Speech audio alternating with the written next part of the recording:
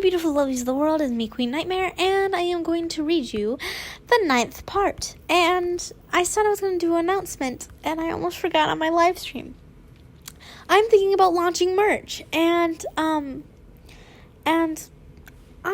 kind of want to do a little shout out of my own.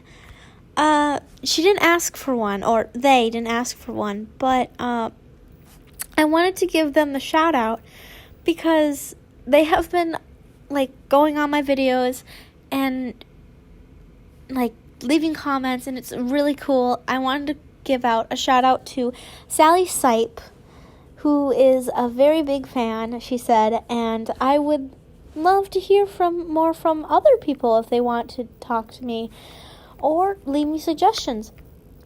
I am about did I say what I was about to do? Oh, I am thinking about launching merch. That's right. I was thinking about launching merch. And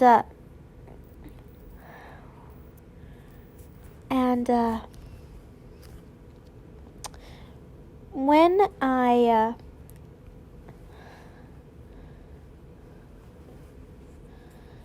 said I was going to launch merch, I said I want to my friend, I forgot what she wants to be called, but she's my redhead friend, and I'll put the video of what happened last night on here because I did live stream it on my Instagram. If you saw my premiere of my other video, please look on my Instagram story right now. In the next 24 hours, I will leave a link down in below. If I don't, remind me. I always put my username in the videos and in the description. But if you want my link, let me know immediately, please. Let me get back to where we were before. This kiss was more intense than the first one. Potter groaned deep in his throat, and Draco cupped his cheek and preventing him from moving away from him. Potter's lips were awkward at first, and Draco thought this was his first ever kiss, or no. But he didn't complain. This was thrilling, exhilarating. Draco pressed his body to Potter's making him move back to the shelf, and Draco's tongue started to glide over Potter's chapped one, making him gasp and open his mouth further. Draco took the opportunity to shove his tongue into Potter's hot mouth, making him groan. Draco's hand was starting to sweat with nervousness of the situation. Potter was making so many noises, and was kissing him with so much urgency and enthusiasm. But Draco felt his heart soar and felt lightheaded. He could feel and even smell Potter's breath on his cheek. It was sweet. Draco growled at the taste of it. His other hand came up to Potter's waist and pulled him close to his body. His other hand wound itself in Potter's messy hair and gripped it tightly. In return, Potter tightened his hold on Draco's neck and pulled his face closer to him. Draco could feel Potter's heartbeat beating in the rhythm of his. It was erotic and gentle at the same time. It was somewhat calming. Draco grabbed at the lower lip of Potter's and pulled it a bit, making him groan and eyes flutter. Draco repeated his actions again and felt Potter's lower body thrust up against his own. Draco moaned and continued to kiss down his chin, jaw, and pulling on his earlobes, making him hiss a breath and plant a kiss on the side of his neck. Draco continued his kisses down Potter's throat. He started to work on the buttons of Potter's shirt, kissing on the exposed firm and slightly haired collarbone, making him arc his back and throwing his head back, giving Draco more access to it.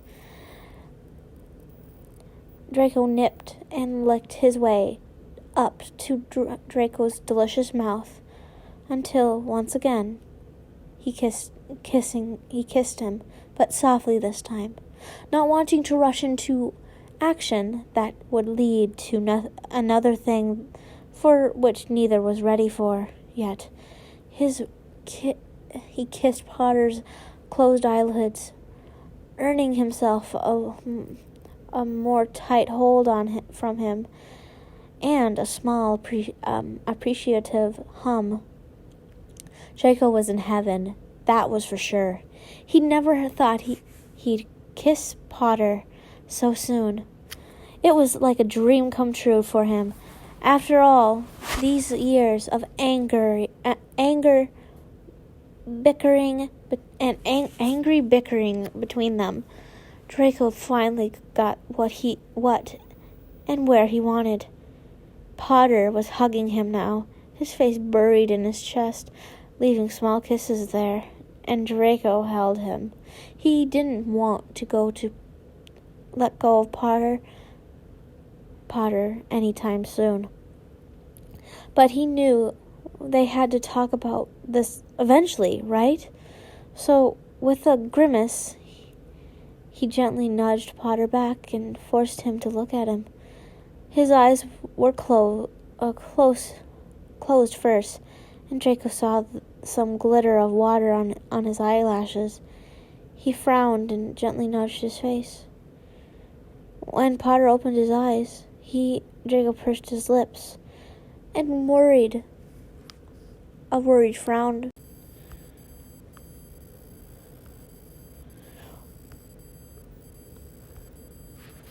With a worried frown, a worried frown creased his brow.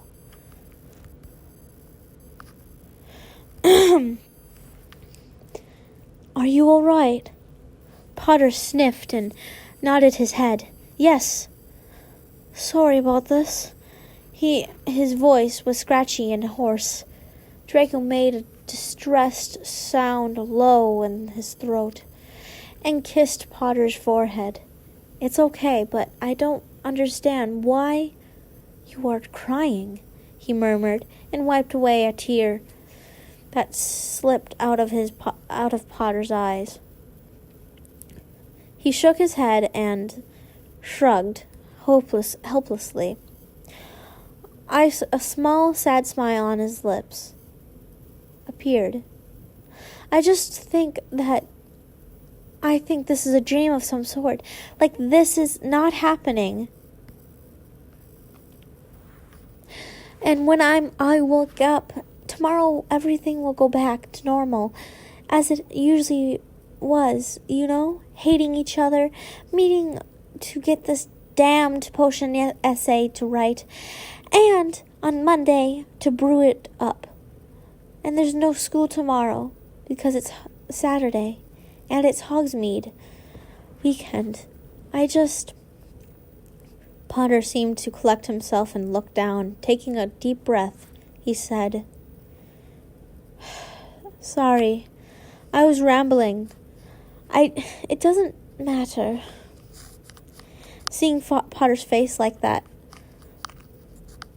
Draco hugged him close and tight, planting a big kiss on the top of his head. He murmured, This is just the beginning, Potter. Potter looked up at him, and with so much hope in his eyes that Draco's heart melted. Promise? Draco's Malfoys aren't known for not keeping their promises, Potter. Draco answered him smoothly and say something flicker in Potter's eyes, but he dismissed it. Now, we have homework to do. Are you up for it? Draco asked and grabbed Potter's hand in his and tugged at it slightly. Potter's lips quirked up into a small smile, and nodding, they walked towards their table, now sitting side by side, closer to each other. Draco swallowed hard as his knee touched Harry's, sending shivers down his body. He looked at Potter's face and found him smiling slightly into his book, and he left his left hand placed on the table between his books, looking as innocent as his owner. He had a sudden urge to grab it. What would happen if he did just that? He thanked Merlin for making him left-handed, because this hand, his right hand, was free. So he laced his fingers with Potter's, breathing out softly as he felt the tingling at the tips of his fingers. Potter grabbed his hand more firmly, and his smile grew. Draco felt a smile tag at his lips. Then he let it spread. They sat like that, reading quietly for themselves, and not bothering to talk at all.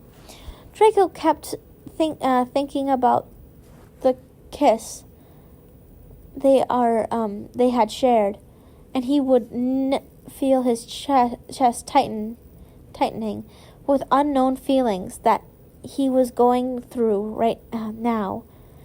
He wanted to have that kiss once again. He wanted to do more than kissing with Potter, but he knew that he had to wait, and he knew that no matter what they were going to do, they had to be ready, or they had to stay together. Until the very end, Draco's thoughts were cut short, and Potter cleared his throat. He looked up and saw Potter looking at him. "We should probably go," he said, but didn't make a move to stand up. Draco licked his lips and leaned closer to Potter. He snatched his lips into a searing kiss, leaving Potter breathless after him. And when he moved back, he saw that Potter's eyes were closed again, and his lips were parted slightly. That look on his face was giving Draco a hard time of keeping his lips to himself. But they had to go. It was late already. They had to go back to their common room, and Draco had to think of a plan to be with Potter tomorrow. "Can we meet tomorrow?" he asked, and looked deeply into Potter's eyes. The bright green eyes flashed with something, and Draco lost himself into them once again. Potter had the most beautiful eyes he had ever seen, and in them he could find or see flecks of gold. "Oh, if you wanted to," Potter answered hesitantly. "If I didn't want it, Potter, I wouldn't ask you now, would I?" murmured Draco, and kissed his cheek. "Yeah, sure, why not?" Potter smiled up at Draco, who in turn tried to smile, but in sort of came out as a grimace. Potter rolled his eyes and stood up, and taking his stuff up in his arms, he started for Draco to collect his things. They walked out of the library, walking close to each other, occasionally bumping and giving each other gazes. Draco wanted to take Potter's hand in his, but knew it was too risky. They wanted that walking together, maybe a deserted corridor, but it was too risky to do it too. But Draco wanted to escort him to the Gryffindor Tower and give him a goodnight kiss, and he'd go back to his house and think this over. Things were moving too fast. He was slightly dizzy from it all. As they neared the tower, Draco slowed him down and tugged on Potter's arm. He looked up at Draco with bright, happy eyes. Draco felt his heart soar at the look at Potter's face. It was innocent, almost childish. He had that strange feeling inside of his chest once again. It's sad that we have to say goodbye to each other, isn't it? And Draco, his voice small and meek. Potter tentatively reached out and to touch Draco's cheek. Draco himself leaned forward and guided Potter's hand to his mouth, kissing the side of his palm, and he cupped the cheek of Potter's hand with Potter's hand. We have to talk about this, Potter, all right?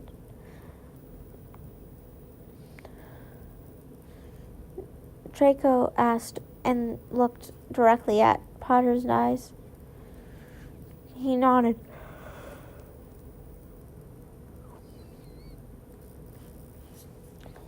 Yes, Potter agreed with him.